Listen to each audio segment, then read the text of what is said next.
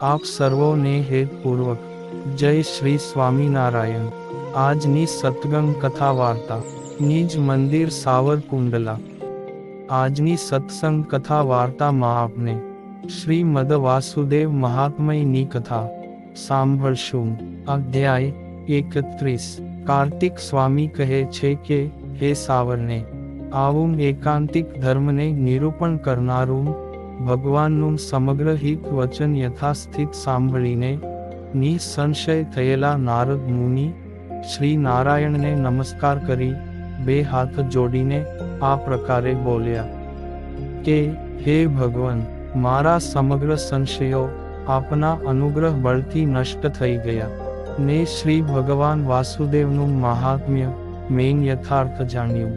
આ બદ્રિકાશ્રમમાં જ હું તમારી સાથે કેટલો કાળ તપ કરતો થકો અને નિત્ય જ્ઞાનાદિકને સાંભળતો થકો આત્મામાં પ્રાપ્ત થયેલા તે જ્ઞાનાદિકને પરિપક્વ કરીશ। ત્યારે કાર્તિક સ્વામી કહે છે કે સાવરને, આ પ્રકારે તે નારદ મુનિ કહીને શ્રી નારાયણે પણ અનુમોદન આપવાથી તપને કરતા થકા બદ્રીવનમાં દેવતાઓના 1000 વર્ષ પર્યંત સુખેથી રહ્યા। અનંતર યોગી રાજ નારદજી પ્રતિદિન યથા સમય ભગવાનના મુખ થકી ધર્મ જ્ઞાનાદિકને સાંભળતા તેમાં પરિપક્વતાને પામ્યા।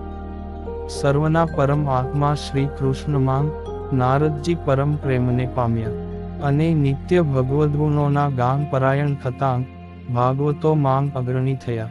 અનંતર અષ્ટાંગ યોગની સિદ્ધિને પામેલા માટે જ ભગવાન માંગ એકાંતિકી ભક્તિ નિષ્ઠાને પામેલા નારદ મુનિ પ્રત્યે બહુ પ્રસન્ન થયેલા સર્વદેહીઓના શ્રેયને કરનારા ભગવાન શ્રી નારાયણ બોલ્યા કે હે મહર્ષે, તમો એકાંતિક ધર્મમાં સિદ્ધિને પામ્યા છો તો હમણાં પૃથ્વી લોક માંગ જાઓ અને લોકોનું હિત કરો।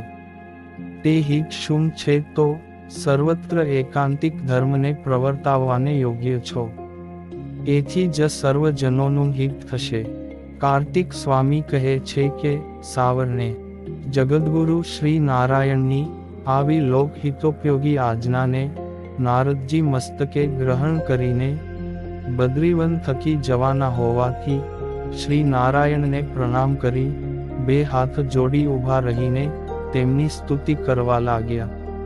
પછી નારદજી સ્તુતિ કરે છે કે ભગવાન, જ્ઞાન આદિક છ ઐશ્વર્ય સંપન્ન હે જગદગુરો, જગતના નિરૂપાધિક સાચા ગુરુ હે નારાયણ, ચિદ ચિદાત્મક સર્વ જગતમાં અંદર બહાર વ્યાપીને રહેલા હે અપ્રાકૃત દિવ્ય મૂર્તે, જેની મૂર્તિ દિવ્ય છે, અનંત કલ્યાણ ગુણરૂપ રત્નોની ખાણરૂપ એવા તમને વારંવાર નમસ્કાર છે। તમો દાસભૂત મારી ઉપર સદાય અત્યંત પ્રસન્ન થાવ। વાસુદેવ શબ્દાર્થને કહે છે કે યોગેશ્વર, તમો વાસુદેવ છો શાથી તો ચિદ ચિદાત્મક જગતમાં તેના આત્માપણે સ્થિતિ કરી રહ્યા છો। આવા તમો લોકોના ક્ષેમ માટે જ તીવ્ર તપને કરો છો। ઉપશમ સ્થિતિ માંગ વર્તતા તમો આત્મા રામ મુનિઓના અધિપ અને ઉપાસ્ય છો અને સંકાદિક પરમહંસોના સદ્ગુરુ નૈષ્ઠિક શ્રેષ્ઠ ઉપદેષ્ટા છો। તમો વિભુ એટલે કે ચેતન અચેતન વર્ગમાં અંતર્યામીપણે વ્યાપક 88,000 ઉર્ધ્વરેતા ઋષિઓને પૂજનીય, અક્ષરના અંતરાત્મા, સર્વના સાક્ષી દ્રષ્ટા, જીવ ઈશ્વરોના નિયામક, ક્ષરાક્ષર પુરુષ થકી મોટા હોવાથી સાર્થક મહાપુરુષ નામથી નિરૂપણ કરેલા અને આત્મતંત્ર એટલે કે સ્વયં સ્વતંત્ર છો। જે આપની ભ્રુકુટી થકી મહાન એટલે કે આત્યંતિક પ્રલયને કરનારો કાળ પ્રાદુર્ભવે છે, અર્થાત કાળના કાળ તમો જ છો। હે ઈશ, આપ જ માયા પુરુષ રૂપે કરીને અનંત બ્રહ્માંડોની સર્ગાદી લીલાને કરો છો, તથાપિ અકર્તા એટલે કે તેના લેપે રહિત છો, માટે જ નિર્ગુણ એટલે કે માયાના ગુણે રહિત છો। ગુમા એટલે કે નિરતિશય સુખ સ્વરૂપ પરમબ્રહ્મ પરાત્પર પરમાત્મા જે કહ્યા તે આપ જ છો। તમો સત્ય અને સ્વયં જ્યોતિ છો. તમારી શક્તિઓ કોઈના પણ તર્કમાં ન આવે એવી અદ્ભુત છે. તમારી મૂર્તિ બ્રહ્મભૂત જીવોએ ચિંતવન કરવા યોગ્ય છે. તમો બૃહદ વ્રતના આચાર્ય, ઉપદેશક, પ્રવર્તક ને પરિપાલક છો. મહામુનિઓમાં શ્રેષ્ઠ અને કામદેવના ગર્વને હરનારા પ્રતાપશાળી તમો છો. તપસ્વીઓના પ્રસિદ્ધ રીપુ કુરૂપ જે કામ, ક્રોધ, લોભ, માન, રસાસ્વાદ, મત્સર આદિક મુખ્ય દોષો છે, તે કદાપી આ આશ્રમમાં પ્રવેશ કરવા પણ સમર્થ થતા જ નથી.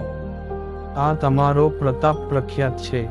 તમો છંદોમય એટલે કે વેદમૂર્તિ, જ્ઞાનમય એટલે કે સાંખ્યાદિક જ્ઞાનશાસ્ત્રના સિદ્ધાંતનો બોધ કરનારા, અમૃતાધ્વા એટલે કે આત્યંતિક મોક્ષના માર્ગદર્શક, ધર્માત્મક એટલે કે એકાંતિક ધર્મના આશ્રય, ધર્મસર્ગ, જ્ઞાન, વૈરાગ્ય આદિકના સર્વથા પોષક, અધર્મસર્ગ, દંભાદિકને મૂળમાંથી નાશ કરનારા, અતિ ઉદાર સ્વભાવવાળા, સ્વરૂપ, સ્વભાવ, ગુણ વિભૂતિથી અવ્યય અને અક્ષય, અવ્યક્ત એટલે કે અચેતન વર્ગના પણ બંધુ એટલે કે ચેતિતા છો.